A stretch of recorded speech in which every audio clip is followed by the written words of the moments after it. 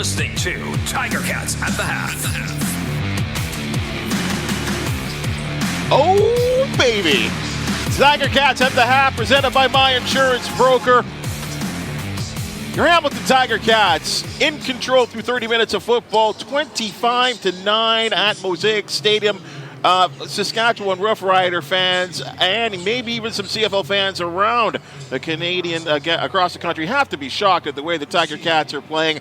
Bubba O'Neil along with Andy Fantuz. And Andy, I would include us in that group as well, too. This team just exploded out of the gate on offense, and it was wonderful to see because, as I said to you, not only is it great to see the plays, everyone's eating well on Thanksgiving.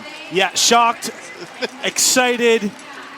This Tiger team looks dangerous out there tonight. They have 345 yards of offense in one half of football. And the defense is eating out there, like as you said. The special teams is playing well. This team looks like a team that we expected to see before the season started, and we are happy and relieved to see right now at this point in the season with just 2.5 games remaining. Let's start with Bo Levi Mitchell, who comes in there and plays basically a quarter. But what he did right out of the gate was just nothing short of sensational, again, and spreading the ball around. But what I really like there, Andy, is that his throws were on time. Yeah, we saw them open with a quick screen pass just to get him into the game. And then in that second drive, he hit the nice deep out route to Tim White. It was a perfect throw, right in rhythm, on time, and then the seam to Tim White, where it was just incredible yards after the catch effort by Tim White. But back to Bo, it was a three-step drop, a rhythm throw, dart right on the line, gave the receiver a chance to make a move after the catch because the timing was so well, and then the touchdown following that to Omar Bayless was on the corner post route, another perfect timing rhythm throw, looking sharp as ever was Bo Levi Mitchell in that first quarter, which was so great to see. Well, and I guess it's important to stress the fact that as we speak right now, we're under the knowledge that we won't see Bo for the rest of this contest right now, as you've been led to believe, and you have knowledge that this is kind of a pitch count if you were to equate it with baseball. Yeah, we all kind of talked about that in the pregame show, and then it was confirmed by our guy on the sideline that this was in the plans the whole time, was to give Bo some quality reps and get him out. And Matthew Schultz was part of the game plan tonight. So all our listeners, no health issues for Bo Levi, no controversy issues between the quarterbacks as far as who's going to be the starter that we know of. This was the plan. And Matthew Schultz comes in and picks up right where Bo left off and was sharp as ever. He comes in and goes 8 for 10. Another 147 yards, 2 more touchdowns.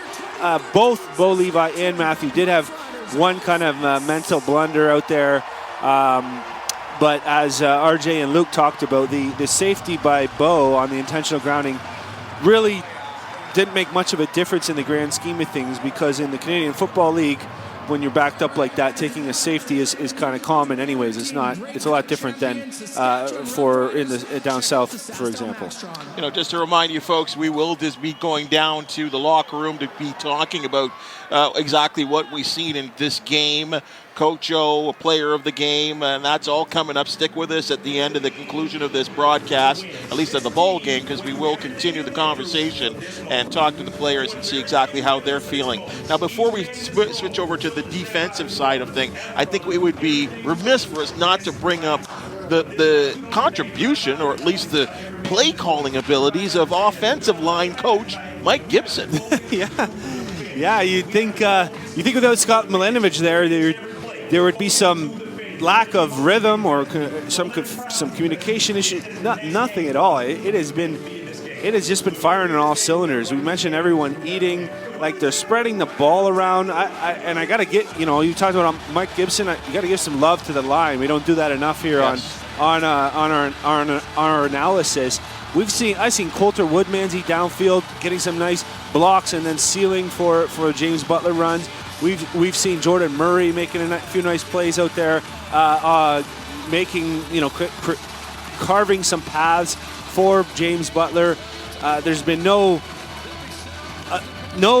immediate QB pressure, only when the play kind of broke down where there was no receiver open and the 1, 2, 3 reads. We saw that on that intentional grounding safety, and we saw that on the interception. But it's been an impressive outburst by all of the offense, and the receivers look dangerous with some really nice catches, some bursts of speed. When Terry Godwin caught that dig route, he saw he was open, stuck his left foot in the ground, and he was out like a cannon. I don't think we've seen that game speed from him yet since he's been a Ticat. We saw Keandre Smith make a beautiful catch. Omar Bayless bursting on the scenes with 3 catches so far, 2 of them for touchdowns. And, of course, Tim White, anytime you go over 100 yards when you're half of a quarter into the game, you and I talked about it, you're on pace for 800 yards. So he's got 2 catches for 109 yards. And, yeah, really impressive. But we got to talk about that defense, too, now, because they're equally as impressive. Well, and I think I said this to you before. There's something about Simone Lawrence right now. I don't know what it is. I mean, and he's always been an impact player, always one of the best in the Canadian Football League. But, at his, I'm going to say advanced age right now, he seems to be saving his best play for this part of the season right now, because his last 3 games, he's been a real noticeable force out there. Yeah, anyone who thought he was kind of past his prime and slowing down last season and the start of this season, think again. This guy is everywhere out there. The stats show it, the eye test shows it, the intensity, the impact on the players around him. Just one of the best to ever play the game, and making another just a massive impact play when the Rough Riders are in field goal range and able to get the sack and knock them out, forcing the Riders to punt. You saw Jameer Thurman make a huge play on 3rd down, a tackle that wasn't that something on an end around that would have probably went for a touchdown if he didn't make that tackle.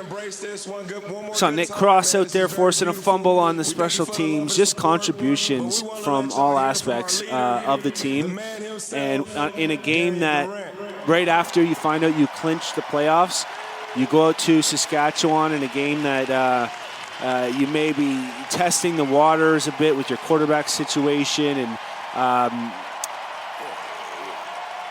already locking up playoffs, to go out there and put this kind of statement game on the board, having your best offensive output yet in a half of football, 345 yards. Wow.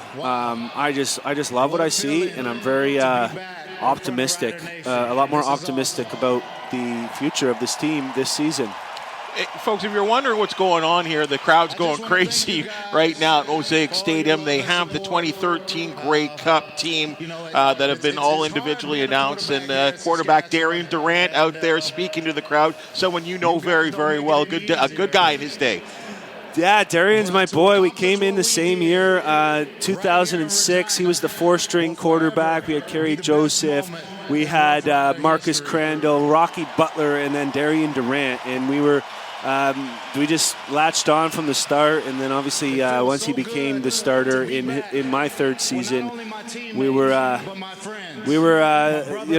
partners in crime out there for another 3 years. So great to see him out there looking healthy, looking happy, getting back and kind of going full circle on his career.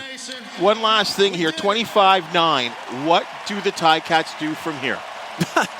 Can you repeat that first half? I don't know if you can, but I think you just keep the pedal to the metal. Don't ease up, and that's on a play calling. That's obviously in an effort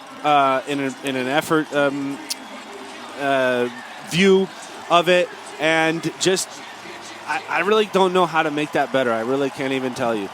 25-9 is the score right now. It's through 30 minutes of football. Remember, folks, it's a 60-minute football game. As we get ready for the second half, RJ and Luke will be ready from the broadcast booth. And a reminder, we will be here at the conclusion of 60 minutes of football. We're streaming live right now on listen.ticats.ca and across the Ticats audio network. Enjoy the second half.